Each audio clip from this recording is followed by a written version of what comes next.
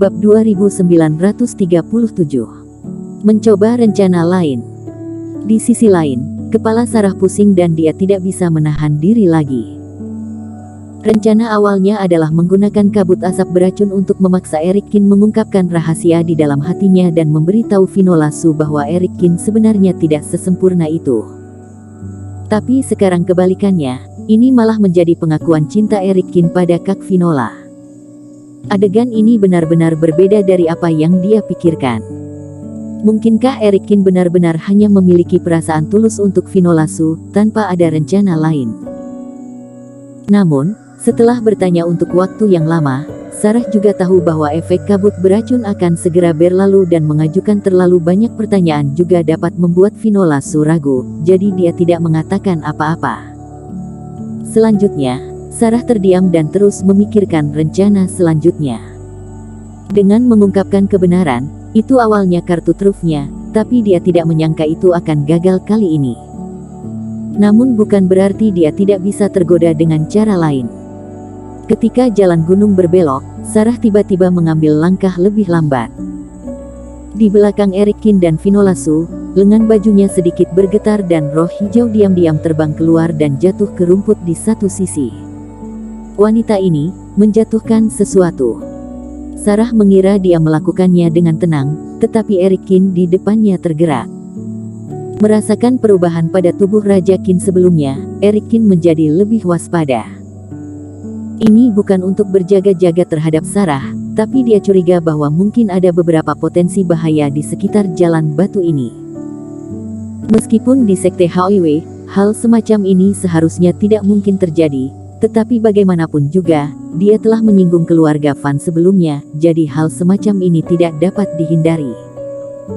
Yang membuat Eric Kin terdiam adalah apa yang disebut kemungkinan musuh tidak ditemukan, tetapi dia melihat Sarah berpura-pura tidak sengaja dan melemparkan sesuatu ke rumput. Mungkinkah wanita ini menyebabkan perubahan pada tubuh Raja Kinku sebelumnya? Eric Kin mengerutkan kening dan berpikir.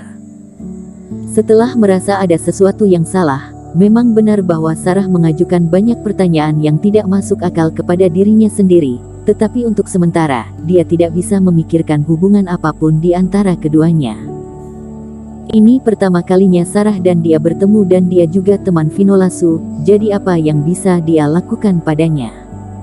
Ini juga normal. Bagaimana mungkin Eric Kin berpikir bahwa Sarah, penyihir kecil dari Sekte HOIW akan memiliki ide yang aneh? Tapi tidak peduli apapun itu, roh yang dia kirim ke rumput kali ini harusnya berhubungan dengan apa yang harus dilakukan selanjutnya. Diam-diam membubarkan kerohanian, Eric Kin pura-pura tidak tahu apa-apa dan terus berjalan ke depan.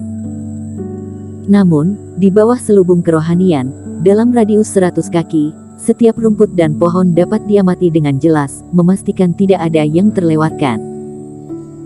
Sarah hanya mengira Eric Kin adalah seorang kultivator pada tahap awal fase penilaian, jadi setelah menyelesaikannya, dia melihat baik Eric Kin maupun Finola Su tidak ada reaksi di sana dan hanya merasa bahwa rencananya berhasil.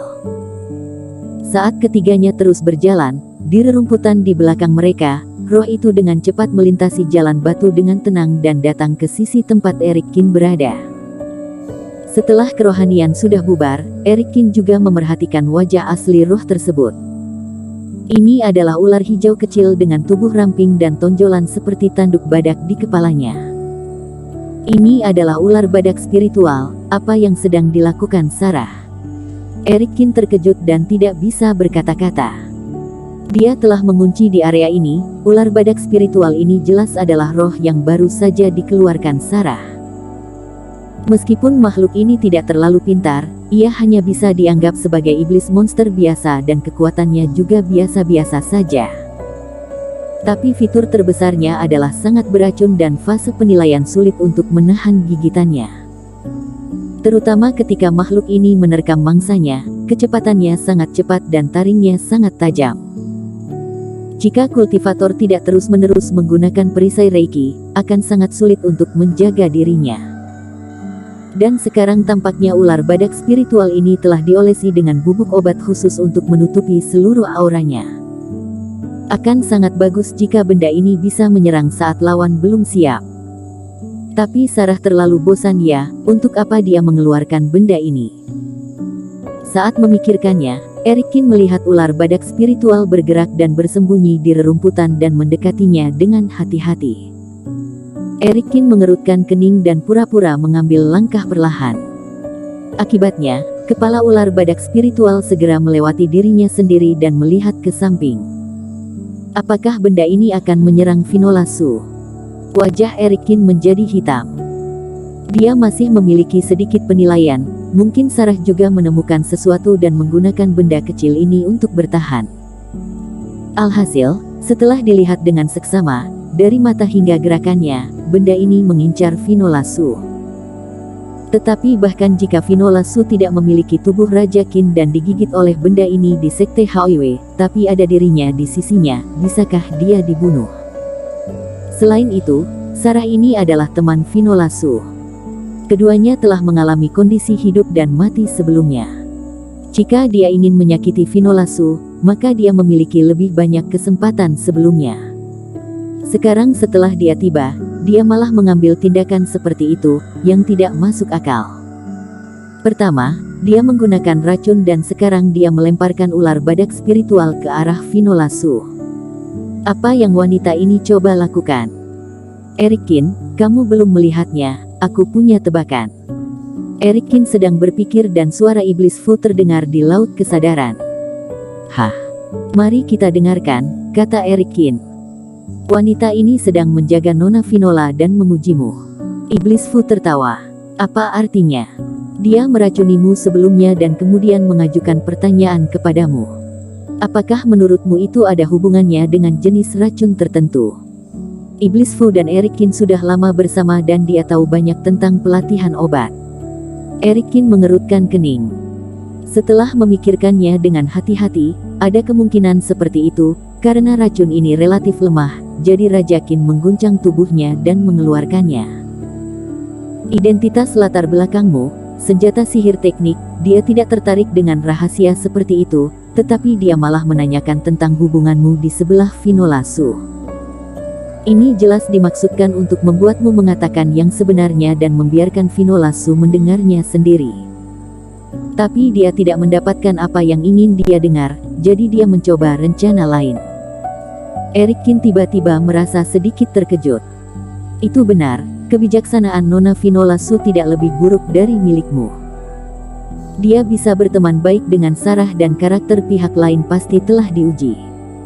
Selain itu, aku hanya bisa memikirkan kemungkinan seperti itu, kata Iblis Fu.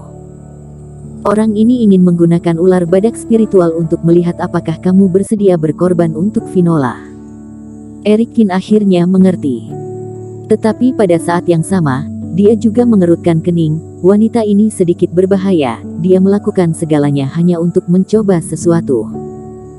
Jika Finola Su bersamanya, dia takut akan menimbulkan bahaya. Di samping, Sarah, yang perlahan-lahan mengendalikan ular badak spiritual, juga sedikit berharap. Erikin menebak dengan benar, dia memang berencana menggunakan ular badak spiritual untuk melihat apakah Erikin tulus kepada Finola Su. Aku membiarkanmu berbicara jujur sebelumnya, tetapi ini terkait dengan kehidupanmu sendiri, dapatkah kamu tetap menunjukkan karakter aslimu? Tentu saja, percobaan Sarah sendiri memiliki beberapa masalah. Jika Erikin secara naluriah menghindari ular badak spiritual, bukan berarti dia tidak memiliki perasaan yang nyata terhadap Finola Su.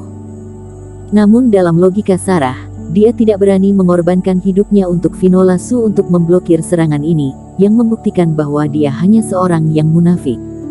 Bersambung.